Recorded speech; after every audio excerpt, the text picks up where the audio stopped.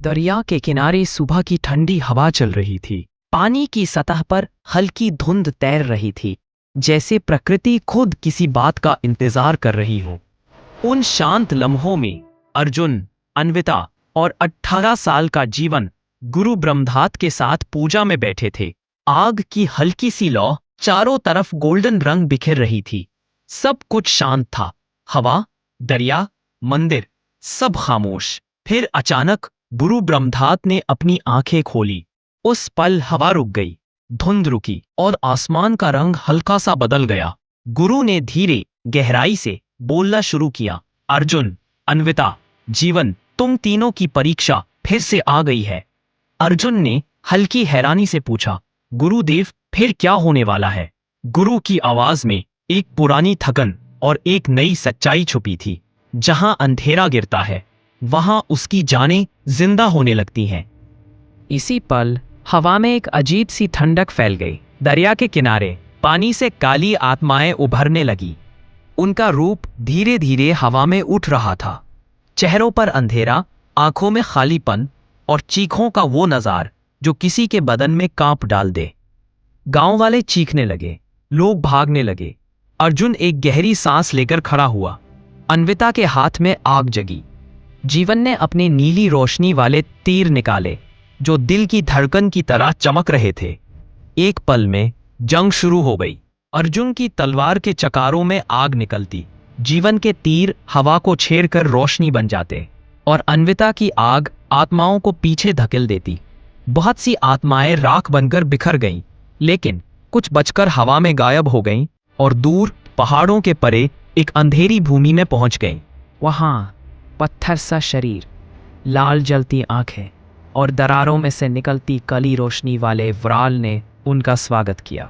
उसके साथ उसकी साथी संध्या खड़ी थी, जिसके बालों में धुआं था और जिसमें कली जादुई शक्तियां बह रही थी। बची हुई आत्माएं धड़कती आवाज में बोली, मालिक, वहां अर्जुन है और उसके साथ एक नया लड़का, नीली रोशनी वाले तीरों वाला। संध्या हल्की हंसी हंसती है, तो एक नया खिलाड़ी आ गया। व्राल अपनी मुट्ठी बंद करता है और उसके आसपास का अंधेरा जिंदा होता है। मैं अपना पहला रूप उन्हें मारने भेज रहा हूं। एक काला प्राणी धुआं और अंधेरे से बनकर अर्जुन की तरफ भेजा जाता है। दरिया के किनारे जमीन फटने लगती है। काला प्राणी तीनों पर हमला करता है। अर्जुन तलवार से रोकता है। अन्विता आग पर दीवार बनाती है। जीवन का नीला तीर प्राणी के सीने में जाके उसे मिटा देता है। गुरु मुस्कुराते हुए बोलते हैं, ये तो बस पहला कदम था। अब तुम सबको उस अंधेरी भूमि में जाना होगा। सफर के लिए सब तैयार हो जाते हैं। तीनों पहाड़ों में घंटों चलते हैं, जब तक उन्हें पहला दरवाजा नहीं मिलता, पत्थर का, चमकती रेखाओं वाला। गुरु की आवाज अर्जुन के कान में गूंजती है, बेटा, इसे तुम ही खोलोगे। अर्जुन तलवार जमीन में घटता है। आग की रेखा दरवाजे तक दौड़ जाती है और दरवाजा दो हिस्सों में टूट जाता है। अंधेरा जंगल शुरू होता है। तीनों धीरे धीरे गुजरते हैं। दूसरा दरवाजा, आग के नक्शों वाला। अन्विता अपना हाथ रखती है, आग फैलती है और दरवाजा पिघल कर रास्ते देता है। फिर रेत का बींड बींड डेजर्ट, लंबी आदियां, धूप की मार, लेकिन तीनों रुकते नहीं। आखिर तीसरा दरवाजा नीली रोशनी से लपका हुआ। जीवन एक गहरी सांस लेता है, तीर निकालता है। नीली रोशनी पूरे दरवाजे में भर जाती है और वो खुल जाता है। अब वो तीनों व्राल की भूमि में थे। इस काला अंधेरे के इलाके को देखो, जहां जमीन फटी हुई है, जहां से जलती हुई पर्पल रोशनी ऊपर तक उठती है। ये है विलेंस का शैतानी किंगडम। ऊपर से नजर डालो तो टूटे हुए मंदिर, गिरे हुए देवताओं के भूटे और बरसों पुरानी जंगों की निशानियां हर तरफ बिखरी नजर आती हैं। बीच में वो सियाह किला, लाल रूनिक एनर्जी से धड़कता हुआ, जैसे हर धड़कन के साथ जमीन का खून बह रहा हो। पहाड़ों पर बिजली गरजती है, आसमान में कली गर्दिश करते तूफान घूम रहे हैं और परों वाले साए ऊपर चक्कर लगा रहे हैं। ये जगह बेवफाई, खौफ और कला जादू का मरकज है। यहीं हमारे हीरोज का असली इम्तिहान शुरू होता है। अंधेरों की रात में हवा थमी हुई थी, लेकिन फिर संध्या ने अपना असली रूप दिखाया। उसकी आंखों से निकली जलती हुई जामुनी बिजली आसमान को दो हिस्सों में काट गई। अर्जुन ने अपना भला संभाला, अन्विता ने आग का शील्ड बनाया और जीवन ने तीर चढ़ा दिया। पर संध्या का हिसाब कुछ और ही था। एक ऐसी बिजली, एक ऐसा वार जो तीनों को राख कर सकता था।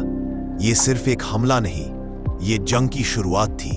अन्विता की आंखों में गुस्सा और हाथों में भड़कती आग। संध्या पलटकर गुस्से से चीखती है, लेकिन आग का तूफान उसे पूरी शिद्दत से टकरा जाता है। एक ही पल में उसकी चीख राख बन जाती है और हवा उसके बिखरे हुए साए उड़ा ले जाती है।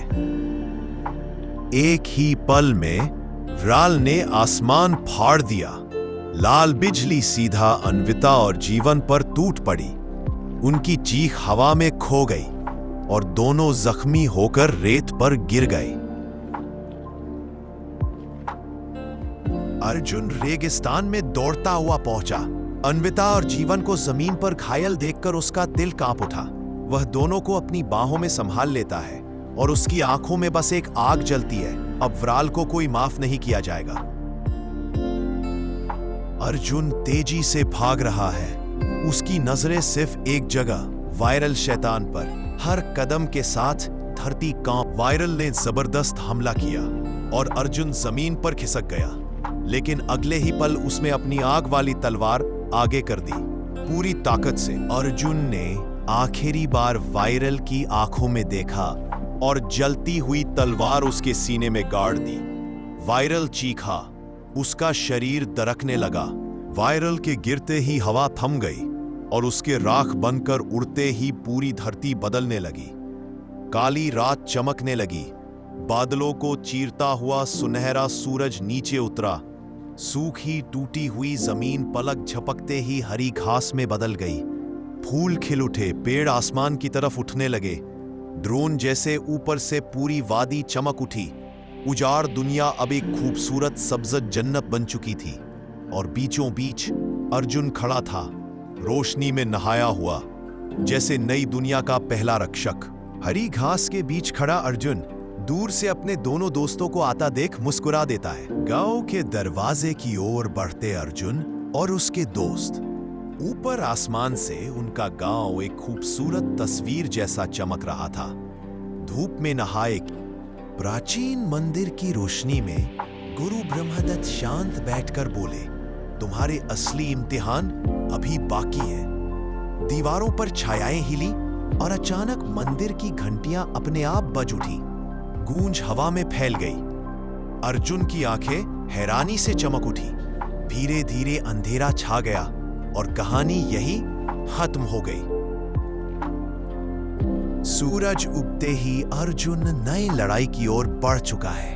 आगे क्या आने वाला है देखते रहिए, बहुत जल्द आ रहा है पार्ट 3।